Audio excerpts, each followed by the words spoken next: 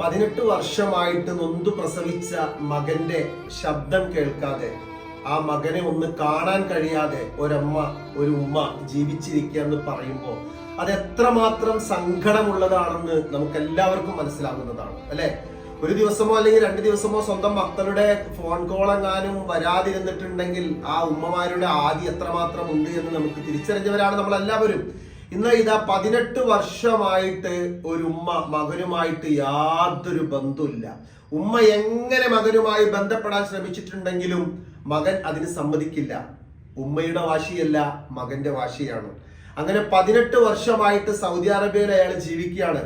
പ്രിയപ്പെട്ട ഉമ്മയെ ഒരു നോക്ക് കാണാൻ അയാൾ നാട്ടിൽ പോയിട്ടേ ഇല്ല. ഉമ്മാക്ക് ഒരു കോള് പോലും ചെയ്തിട്ടില്ല. അങ്ങനെ ഉമ്മയുമായിട്ട് നല്ല രീതിയിൽ ബന്ധങ്ങളൊക്കെ കൊണ്ടുവരാൻ വേണ്ടിയിട്ട് ഒരുപാട് ചർച്ചകൾ നടത്തി, അദ്ദേഹത്തിന്റെ മനസ്സൊന്ന് അലിയാൻ വേണ്ടിയിട്ട്. പക്ഷെ അദ്ദേഹം മനസ്സലിയാൻ തയ്യാറല്ലായിരുന്നു. എന്താണ് ഇയാളും ഉമ്മയും തമ്മിലുള്ള പ്രശ്നം എന്നുള്ളത് അള്ളാഹു ആലം. പക്ഷെ ഇങ്ങനൊരു സംഭവം ഉണ്ടായി. അൽഹംദുലില്ലാ, ഇന്നിതാ കാസർഗോഡ്, കിഴക്കൻ പ്രവിശ്യ കാസർഗോഡ് KMCCയുടെ അധ്യക്ഷതയിൽ അതിന്റെ ധീരപ്രവർത്തകർ ഒരുപാട് ശ്രമിച്ചു. അവസാനം കാസർഗോഡ് KMCC പ്രവർത്തകർ അതിന് ഫലം കാണിച്ചിരിക്കുകയാണ്.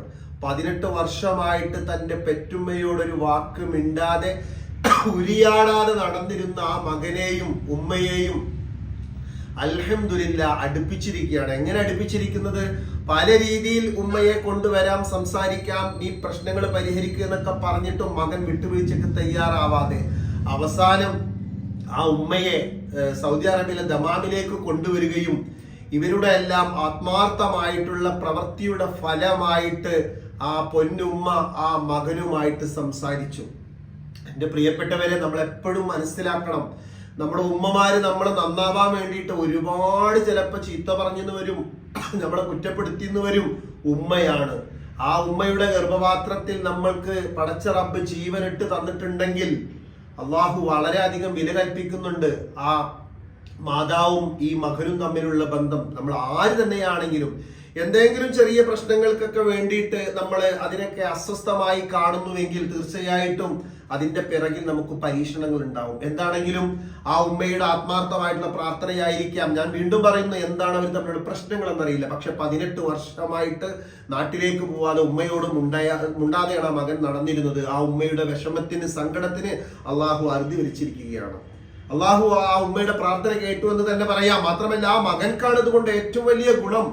ആ ഉമ്മയോട് മിണ്ടാതെങ്ങാനും ആ മകനെങ്ങാനും ഈ ലോകത്തോട് വിട പറഞ്ഞു പോയാൽ, അല്ലെങ്കിൽ ആ ഉമ്മ എങ്ങാനും വിട പറഞ്ഞു പോയിട്ടുണ്ടെങ്കിൽ ഏറ്റവും വലിയ നഷ്ടം ദുനിയാവിലും ആഖിറത്തിലും ഉണ്ടാകും. സ്വന്തം പ്രസവിച്ച ഉമ്മ എന്ത് തന്നെ ചെയ്താലും ഉമ്മ തന്നെയാണ്. അതിൽ യാതൊരു സംശയവുമില്ല. ഇതിന്റെ മുൻകൈയെടുത്തത് പിന്നെ പ്രസിഡന്റ് അറഫാത്ത്, അതുപോലെ തന്നെ ആക്ടിംഗ് സെക്രട്ടറി റസാഖ് തൃക്കരിപ്പൂർ, അതുപോലെ തന്നെ കാസർഗോഡ് മണ്ഡലം പ്രസിഡന്റ് ആഷി നെല്ലിക്കുന്ന്, ഇവരൊക്കെയാണ് ഇതിനു വേണ്ടിയിട്ട് മുൻകൈ എടുത്തത് എന്ന് പറയുന്നു. എന്താണെങ്കിലും ഇതിനു വേണ്ടിയൊക്കെ മുൻകൈ എടുത്ത ഈ KMCC പ്രവർത്തകർക്ക് അള്ളാഹു ദീർഘായുസ്സും ആഫിയത്തും സന്തോഷവും ഹൈറും ബർക്കത്തും അവരുടെ ജീവിതത്തിൽ ചൊരിഞ്ഞു കൊടുക്കുമാറാകട്ടെ. ഞാൻ ഇത് ഇത്രയും വികാരത്തോടു കൂടി പറയാൻ കാരണം, എത്രയോ ആളുകൾ ഇതുമായി ബന്ധപ്പെട്ട വിഷയങ്ങൾക്ക് നമ്മുടെ കൗൺസിലിങ്ങിന് വേണ്ടി വരാറുണ്ട്. ഞാൻ ക്ലാസ് എടുക്കുമ്പോൾ പറയാറുണ്ട്, മക്കളെ, നമ്മുടെ ഉമ്മ പ്രിയപ്പെട്ടതാണ്, അച്ഛനും പ്രിയപ്പെട്ടതാണ്, അമ്മയും പ്രിയപ്പെട്ടതാണ്. എന്ത് തന്നെ തെറ്റുകൾ ഉണ്ടെങ്കിലും ഉമ്മയുടെ പ്രാർത്ഥന റബ്ബ് സ്വീകരിക്കും. ഞാൻ അതിന്റെ മുന്നേ ചരിത്രം പറഞ്ഞതാണ്. ഒരിക്കൽ അള്ളാഹുവിലേക്ക് ഏറ്റവും അടുത്ത് ആരാധിക്കാൻ വേണ്ടി കാട്ടിൽ പോയിട്ട് സദാസമയം നിസ്കാരവും നോമ്പൊക്കെ ആയിട്ട് കഴിഞ്ഞിരുന്ന ഒരു മനുഷ്യനുണ്ടായിരുന്നു, ഒരു മഹാത്മാവ് ഉണ്ടായിരുന്നു. അദ്ദേഹത്തിന്റെ ഉമ്മ ഇസ്ലാം മതം സ്വീകരിച്ചിട്ടില്ല, മറ്റൊരു മതത്തിലാണ്. ഇയാൾ ഇസ്ലാം മതം സ്വീകരിച്ച് അള്ളാഹുവിന് വേണ്ടി കാട്ടിൽ പോയിട്ട് ഇബാദത്ത് എടുക്കുക, അള്ളാഹുവിന് വേണ്ടിയിട്ട്. അങ്ങനെ ഉമ്മ 2-3 പ്രാവശ്യം കാണാൻ വേണ്ടി വന്ന സമയത്ത് ഇദ്ദേഹം നിസ്കാരത്തിലായിരുന്നു, കാണാൻ പറ്റിയില്ല. 3-ാമത്തെ പ്രാവശ്യം ആ ഉമ്മ തിരിച്ചു വരുന്ന സമയത്ത് പറഞ്ഞു, പടച്ചോനെ, എന്റെ മകനാണത്, നിന്റെ മുന്നിൽ സുജൂദ് ചെയ്യുന്നതൊക്കെ ശരിയാണ്, പക്ഷെ എന്റെ മകനാണത്, എന്റെ മകനെ എനിക്ക് കാണാതെ നിന്റെ മുന്നിൽ സുജൂദ് കൊടുക്കുന്നുവെങ്കിൽ ഇത് നീതിയല്ല, അതുകൊണ്ട് എന്റെ മകൾക്ക് ഈ ഒരു പണി കൊടുക്കണം, പരീക്ഷിക്കണമെന്ന് ആ ഉമ്മ പ്രാർത്ഥിച്ചപ്പോ അന്യമതത്തിലുള്ള ഉമ്മയല്ലേ, അവൻ എന്റെ മുന്നിലല്ലേ സുജൂദ് ചെയ്യുന്നത് എന്നല്ല പടച്ച റബ്ബ് ചെയ്തത്. പടച്ച റബ്ബ് ആ ഉമ്മയുടെ പ്രാർത്ഥന സ്വീകരിച്ചു. ഇങ്ങനെ 24 മണിക്കൂറും ആരാധിച്ചു കൊണ്ടിരുന്ന ആ മഹാത്മാവിനെ, ആ മഹാനെ ഉമ്മയുടെ പ്രാർത്ഥന ഫലമായിട്ട് അള്ളാഹു പരീക്ഷിക്കുകയാണ്. ഒരു വേശ്യയായ സ്ത്രീ അദ്ദേഹത്തിന്റെ കുടിലിലേക്ക് ചെന്ന് അദ്ദേഹത്തിനോട് ശാരീരിക ബന്ധത്തിന് ശ്രമിക്കുകയും പക്ഷെ അള്ളാഹുവിനെ ഭയന്നുകൊണ്ട് അദ്ദേഹം അതൊന്നും ചെയ്തില്ല. പക്ഷെ പോകുന്ന വഴിക്ക് അവിടെ ഏതോ ഒരു ആട്ടിടയനുമായിട്ട് ഒരു ശാരീരിക ബന്ധം നടത്തി അതിൽ ഗർഭിണിയായി പ്രസവിച്ചു. അപ്പൊ ആ ഗർഭിണിയായ സമയത്ത് അവൾ പറഞ്ഞു, ഇതാ നിങ്ങൾ ഭയങ്കര ബഹുമാനത്തോടു കൂടി കാണുന്ന മഹാത്മാവ് എന്ന് പറയുന്ന മഹാനാണ് ഇതിന്റെ ഉത്തരവാദി എന്നൊക്കെ പറഞ്ഞു. അയാൾ അതിന് നിൽക്കാത്തതിന്റെ പേരിൽ വാശി തീർത്തതാ. പക്ഷെ ആ കുട്ടി ജനിച്ചു തൊട്ടിൽ പായത്തിൽ തന്നെ സംസാരിച്ചിട്ട് പറഞ്ഞു, അല്ല എന്റെ ഉപ്പ അദ്ദേഹമല്ല, എന്റെ ഉപ്പ ഇന്ന ആളാന്ന് പറഞ്ഞു. സംഗതി ഒരു പരീക്ഷണത്തിന് ശേഷം അയാൾക്ക് ഉയർച്ച കിട്ടി, അയാളെ രക്ഷപ്പെട്ടു ആ മനുഷ്യൻ. പക്ഷെങ്കിലും ആ ഉമ്മയുടെ പ്രാർത്ഥനയാണ് അള്ളാഹു അവിടെ സ്വീകരിച്ചത്. അപ്പൊ നമ്മുടെ പ്രിയപ്പെട്ട ഉമ്മ എത്ര തന്നെ എന്ത് തന്നെ നമ്മളോട് പറഞ്ഞാലും തെറ്റുകൾ ചെയ്താലും അത് ഏതിന്റെ കാര്യത്തിലാണെങ്കിലും, ഇപ്പൊ പറമ്പ് ഓഹരി വെക്കുന്ന സമയത്ത് നമുക്ക് 2 സെന്റ് കുറഞ്ഞു, അതല്ലെങ്കിൽ ഉമ്മയുടെ സ്വർണം മരിക്കണതിന് മുമ്പ് മക്കൾക്ക് കൊടുക്കുന്ന സമയത്ത് നമുക്ക് പഴയ സ്വർണം കിട്ടിയത്, ഇങ്ങനെയൊക്കെ പല പരാതികളുണ്ട്. ഉമ്മയുടെ മനസ്സ് വായിക്കാനറിയാത്ത നമ്മൾ എത്ര ഭാഗ്യം കെട്ടവരാണെന്നറിയോ? നമ്മൾ എത്ര നിസ്കരിച്ചാലും നോമ്പ് നോക്കിയാലും സക്കാത്ത് കൊടുത്താലും അള്ളാഹു വളരെയധികം പ്രാധാന്യം കൊടുത്തിട്ടുണ്ട് മാതാപിതാക്കളോടുള്ള ബന്ധം. അപ്പൊ ഇങ്ങനൊരു സംഭവം മുന്നിലിരിക്കുന്ന സമയത്ത് എല്ലാവരോടും കൂടി ഒരു ഉണർത്തലാണ്. പ്രിയപ്പെട്ട ഉമ്മമാർക്ക് സന്തോഷം കൊടുക്കണം. അവരെ സങ്കടപ്പെടുത്തിക്കൊണ്ട് നമ്മൾ എന്ത് വാശിക്ക് പിറകെ പോയാലും ഈ വാശിയൊന്നും അള്ളാഹ് ആഖിറത്തിൽ സ്വീകരിക്കൂല.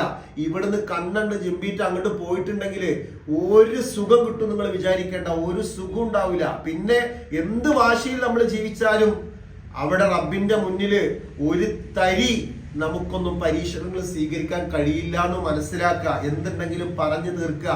നമ്മുടെ പ്രിയപ്പെട്ട മാതാപിതാക്കൾക്ക് മുമ്പിൽ ഒന്ന് താഴ്ന്നു കൊടുത്തതുകൊണ്ട് ഒരു ചുക്കും സംഭവിക്കില്ലടോ, നമ്മൾ ഉയരേ ചെയ്യുള്ളൂ. മാതാപിതാക്കളെ മുന്നിൽ അഹങ്കരിച്ചുകൊണ്ട് ഞാൻ നിന്റെ ഉമ്മാനെ കാണാൻ പോകൂല, എന്റെ വാപ്പാനെ കാണാൻ വേണ്ടി പോകൂല, അന്ന് നിന്നെ കെട്ടിക്കുന്ന സമയത്ത് ഇത്ര തന്നില്ല, കെട്ടിച്ചതിന്റെ ശേഷം എന്റെ ഭർത്താവിന് വിസ കൊടുത്തില്ല, നിങ്ങളെ മക്കള് സുഖമായിട്ട്, ഇങ്ങനെ എന്തെല്ലാം പരാതികളാ ക്ലിനിക്കിൽ വരാറ്. സ്വന്തം ഉമ്മയെ കുറിച്ച് പറയുമ്പോൾ ലജ്ജ തോന്നുന്നു. പ്രിയപ്പെട്ടവരെ, ഞാൻ ഏത് ട്രെയിനിങ് ക്ലാസ്സിൽ പോയാലും ഫാമിലി ക്ലാസ്സിന് പോയാലും ഏത് കുടുംബ സംഗമത്തിലും എടുത്തെടുത്ത് പറയാറുണ്ട്. നിങ്ങൾ എത്ര വിദ്യാഭ്യാസം നേടിയാലും, എത്ര ഉന്നതിയിലെത്തിയാലും, എത്ര തന്നെ വലിയ ആളാണെങ്കിലും, എത്ര രാഷ്ട്രീയ മേൽക്കോയ്മ ഉണ്ട് എങ്കിലും പ്രിയപ്പെട്ട ഉമ്മയുമായിട്ട് നല്ലൊരു സഹവാസം നിങ്ങൾക്കില്ല എങ്കിൽ നിങ്ങൾ ഉണ്ടാക്കി വെച്ച എല്ലാ സമ്പാദ്യവും വിദ്യാഭ്യാസവും സ്ഥാനങ്ങളും മാനങ്ങളും നാളെ നിങ്ങൾക്ക് ഏറ്റവും പരീക്ഷണവും അതുപോലെ തന്നെ ഏറ്റവും വലിയ ശിക്ഷയുമായിരിക്കും.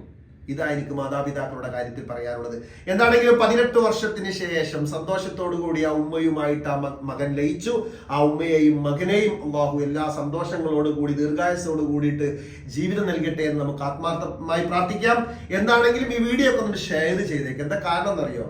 ഉമ്മമാരുമായിട്ട് പിണങ്ങി നിൽക്കുന്ന മക്കൾ നമ്മുടെ ഒക്കെ കുടുംബത്തിലും നമ്മുടെ ചുറ്റുഭാഗത്തും എല്ലാവരിലും ഉണ്ടായിരിക്കും. എന്താ ചെയ്യാം? അറിവ് കൂടിയാലും ബുദ്ധിമുട്ടാന്ന് പറയില്ല, അതേപോലെ തന്നെ നമുക്ക് അഹങ്കാരം കൂടിയിട്ടാ എന്തിന്റെ പേരിലാന്ന് അറിയില്ല. എത്രയാണെങ്കിലും ഉമ്മ തന്നെയാണ്, ഉപ്പ തന്നെയാണ്. ആ ഉമ്മയുടെ സ്ഥാനത്ത് വെക്കാൻ മറ്റാരും ഈ ലോകത്ത് നമുക്കില്ല. ഉപ്പയുടെ സ്ഥാനത്ത് വെക്കാനും മറ്റാരും നമുക്ക് ഈ ലോകത്തില്ല. നമ്മൾ എന്തിന്റെ പേരിലാണെങ്കിലും ഒരു വിട്ടുവീഴ്ചക്ക് തയ്യാറായ 18 വർഷത്തിന് ശേഷം കൂട്ടിയിണക്കിയ ആ മകന്റെ ആ ഉമ്മയുടെ ജീവിതം നമ്മൾ കണ്ടുപിടിക്കുക. അതിനുവേണ്ടി തയ്യാറെടുത്ത എൻ്റെ പ്രിയപ്പെട്ട സഹോദരങ്ങൾ, മാഷാ അല്ലാഹ്, അല്ലാഹു അവർക്ക് ദീർഘായുസ്സും ആഫിയത്ത് നൽകട്ടെ. ഒരുപാട് നന്മയുള്ള പ്രവർത്തികൾ ചെയ്യുന്നവരാണ് KMCC പ്രവർത്തകർ. ഒരുപാട് നാട്ടിലായിട്ടും വിദേശത്തിലായിട്ടും ഇനിയും ഒരുപാട് സൽക്കർമ്മങ്ങൾ ചെയ്യാൻ KMCC പ്രവർത്തകർക്ക് എല്ലാ മേഖലയിലും അല്ലാഹു തൗഫീഖ് നൽകട്ടെ. അസ്സലാമു അലൈക്കും വറഹ്മത്തുള്ളാഹി. ഒത്തിരി സ്നേഹത്തോടു കൂടി റസാൻ നിസാമി.